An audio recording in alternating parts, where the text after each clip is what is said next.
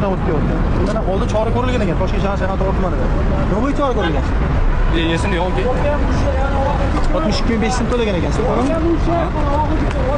Shu haftaning qoidasi. То есть siz aytmoqchisizki, bu qaysi qaror asosida bu narsa mumkin emas deb aytilgan. O'shani bizga ma'lumot qilib bersangiz, biz ham shuni Yo'l harakati qoidalari. qoidalarni buzmasligi uchun bo'ladi. Piyodalar majburiyati bor.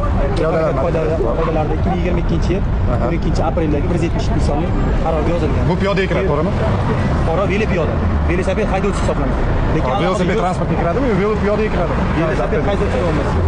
Yo'q, siz buni piyoda deyapsiz. Bu transport Piyodalar yo'lakchasidan davom etadi. Yaxshi tushundingmi?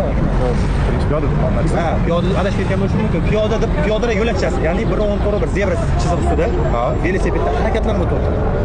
Piyodalar majburiyati mumkin emas. Ha, aylanib nisbatan ham oldin xuddi Ну, bu yo'lda siz menga yongan, bu yo'l mashina yo'lida yursam hozir bari gapirasiz, to'g'rimi? o'zi aslida mashina yo'lda harakatlanish